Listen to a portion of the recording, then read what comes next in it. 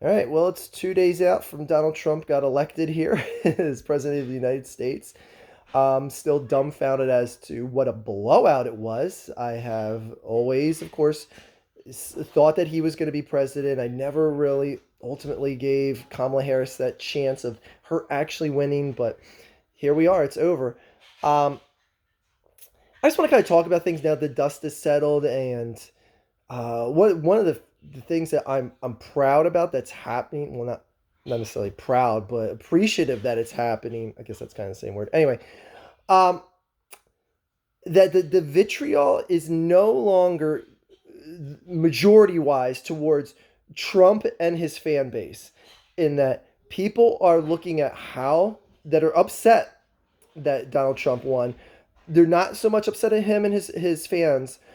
They're upset at the party itself now, the DNC. They're upset at the way this campaign was run. They're upset at the fact that there was no primary for Kamala Harris.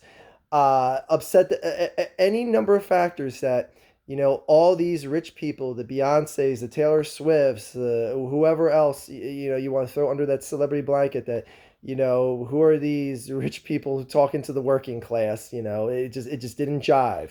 Not this time around. Um, I like the fact that you're seeing this backlash from the people who are disappointed. I am, however, very concerned in that this may have been a bridge that went too far burned, in that I don't know how you repair this as a party. I don't know how, like, in the future you look at things and say, like, oh well, they're saying they're the people that care about the working class now. I can buy into it. Like, how can the Democratic Party pitch that in, like, the next election cycle or two and be believable? Like, people are just gonna see it as, like, oh no, they're just blowing smoke because they know this is what costs them. Um,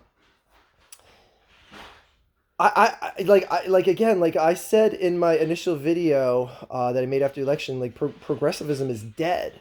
You got to be kidding yourself if you don't think wokeness played anything into this election. I like to feel I'm as much of a progressive as the next guy, but I also say to people, like, temper your progressivism. Don't shove it so overtly in people's faces, or else it will bite you in the backside. And that's what I think happened here. Um, Too much was tried to be done too fast, as far as certain progressive aspects of life. Honestly, a lot of the LGBTQ movement, and again, I mean, I don't want to make this sound like anti-gay or anything like that, because I'm not, but it just the speed in which things have been accelerated hurt the Democratic Party. It hurt them. Just pick any no any facets with transgenderism that you want. Let's be real. It hurt the Democrats' chances because it pushed more people to vote for the red side of the column. It did. It just did. Again, I would love for every aspect of transgenderism, homosexuality, and all that to be accepted under the sun. But I feel the rate in which everything was pushed out there was just too fast, and it ended up scaring more people. Now, you can say, hey, that's their problem. They shouldn't be scared of a lifestyle or a way that someone wants to be or anything like that. I agree with you. But the bottom line is it hurt more than it helped as far as getting Kamala elected. Anyway, that aside, even Bernie Sanders wrote a scathing letter. I don't even know why, like, he would even, like, just do business at all with the Democratic Party. He knows the party's done so much damage, and it's just like, this is a guy who would have carried the working class vote. This is a guy, and this is a guy who the Democratic Party sandbagged numerous times. Like, how can I, as a progressive, when I see a progressive candidate like Bernie Sanders get just shafted so many times. How can I just logically see myself voting for this party in the future? No matter what is on the table. Like I said, I backed the war in Ukraine this time. Like Putin could invade Poland next. I could be vehemently against that. If 4 years down the road, I don't know if I'm going to care to vote for the Democratic ticket. Like I don't care what's on the line at this point. It's a party of losers. It's a party that, again, like I said, I couldn't respect the process and how Kamala got on the ticket because she didn't run in a proper primary, and Trump did. And again, things like that compile. But anyway, as for people online, oh boy, there is a lot of panicking from a lot of the liberal hive mind. David Pakman, for instance, is in full panic mode. Number one, he doesn't. At least I haven't heard him in any of his election day follow-up videos of taking responsibility for just saying, like, you know what, I think we were wrong on all the precipitating on Donald Trump and every nuance of his life. All the Jon Stewarts out there, all the late night talk show hosts, you're all part of the problem. And I've been saying that. Like I said, I don't want to make it sound so much that, like, people should listen to me because I was right, but god damn it, I was right. With 2 years ago, when I was one of the few voices out there saying, like, you can't have Joe Biden run for re-election. You just can't. This feeble guy will not stand a chance in election. You have to replace him on the ticket. You have to.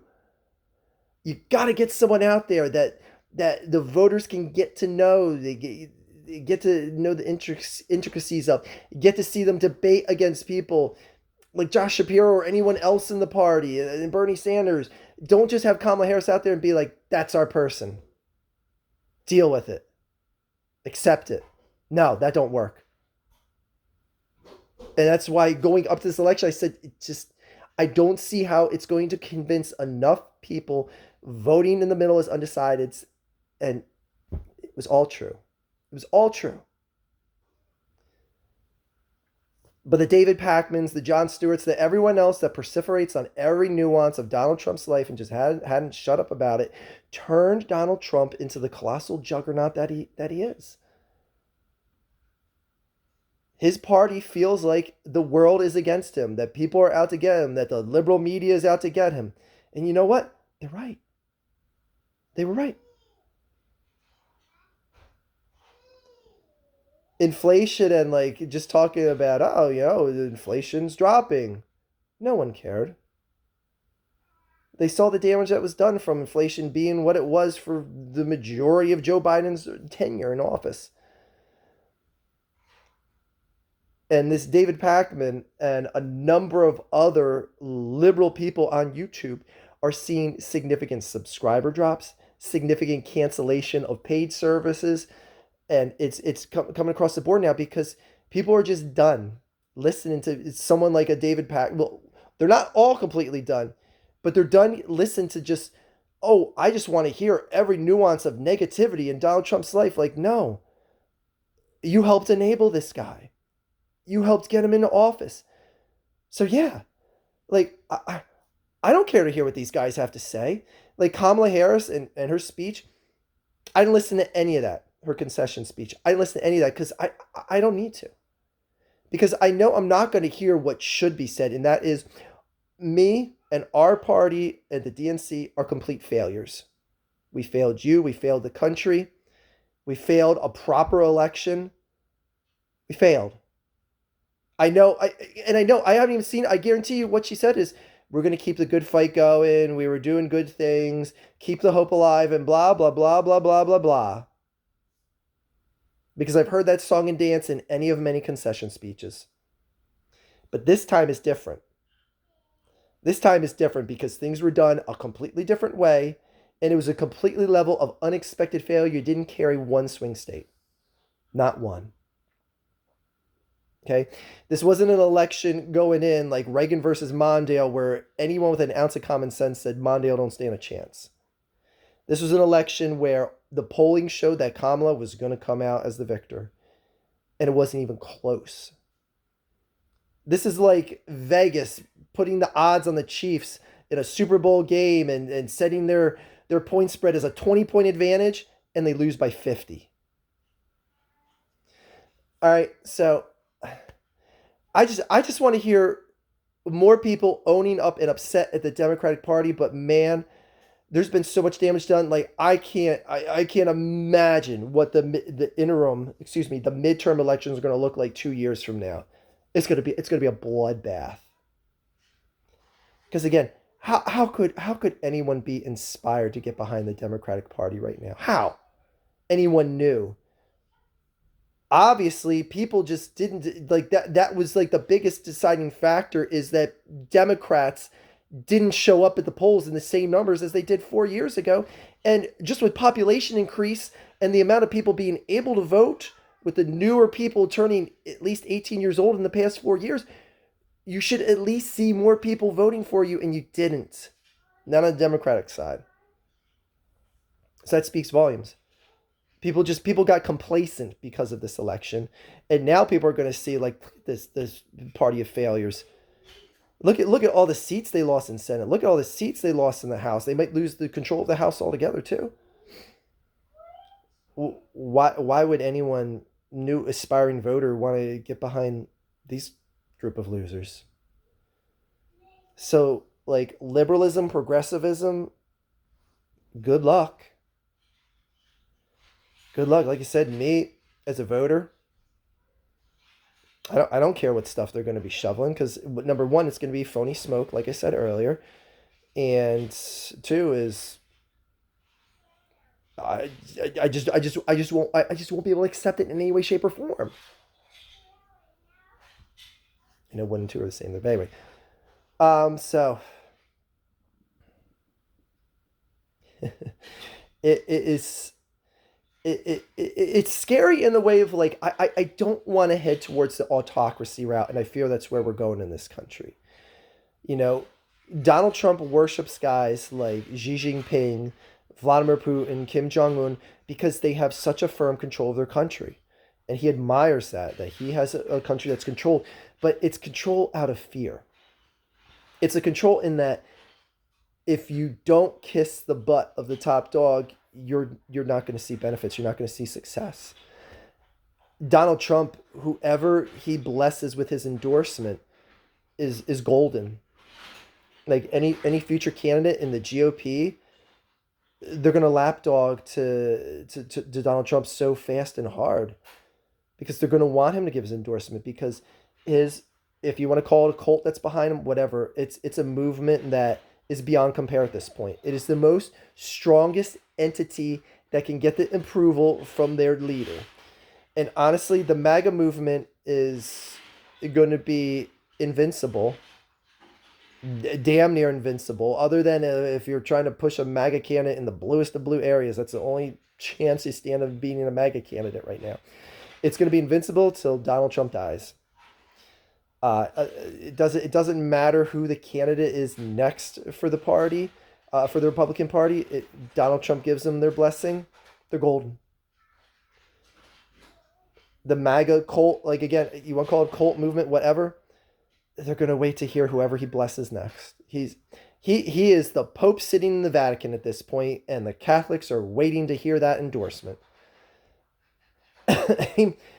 He might have loyalism that stretches beyond Catholicism and the Pope, honestly. So it worries me, especially with the new executive powers he's going to have at his disposal. I fear an autocratic state here in America. I do, because you're going to hear just people be phony, just to make it sound like they're accepting of what the ideal way is supposed to be that's put forth by the leader.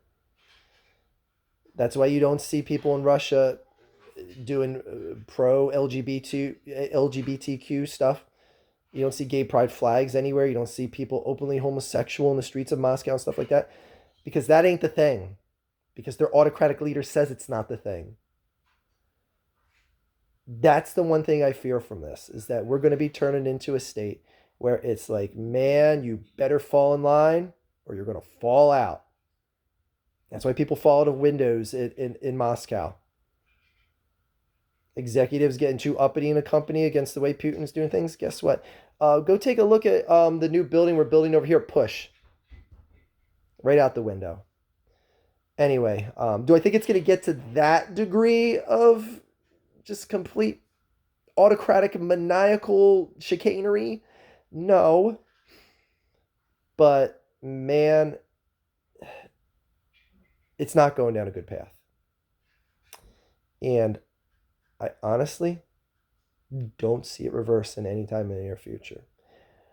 What say you guys? I know a lot of people are going to be uppity because they're like, oh, he's saying anti-LGBTQ stuff and all that, and whatever. What say you guys?